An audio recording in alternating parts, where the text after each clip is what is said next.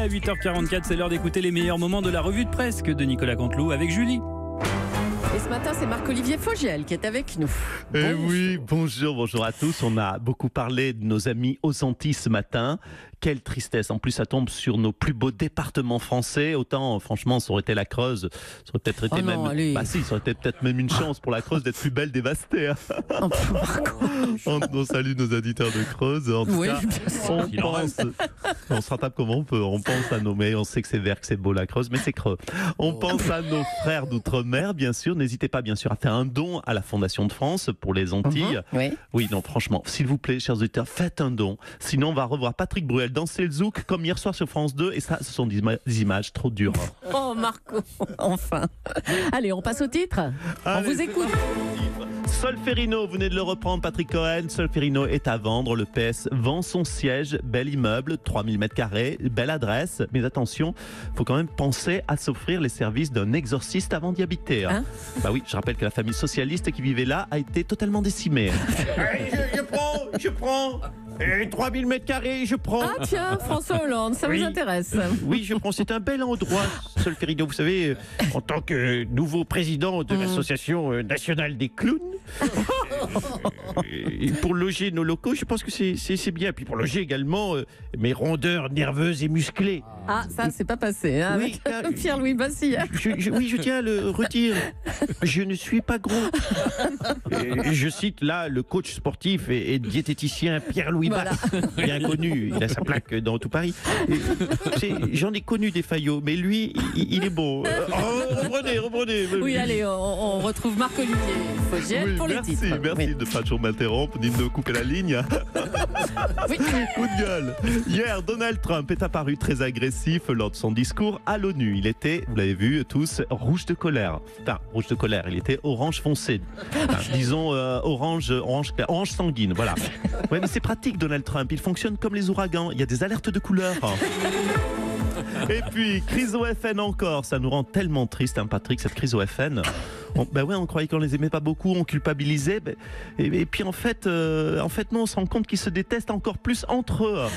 Franck de la Personne s'est moqué de Florian Philippot en disant, je cite, les crises de nerfs de la reine de cœur, en parlant de Philippot.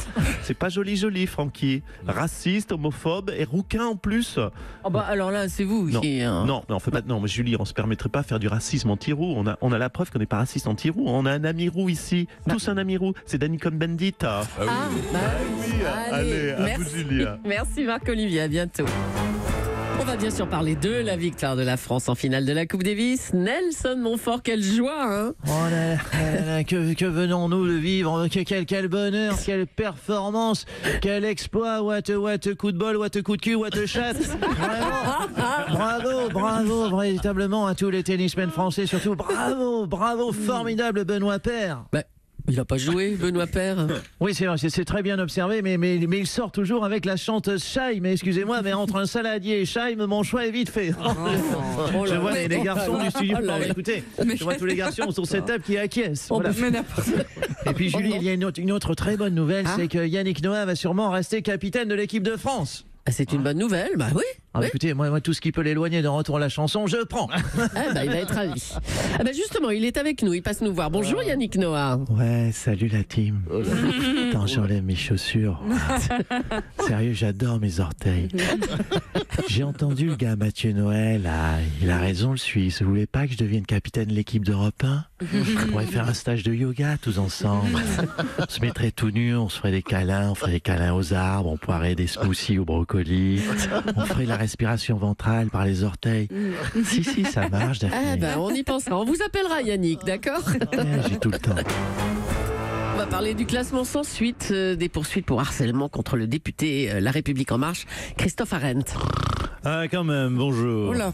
C'est Dominique le Romantique. Enfin, une bonne nouvelle. Depuis 3 mois, il y a un grand match homme contre femme, vous l'avez noté. Oui, on vient de marquer un point.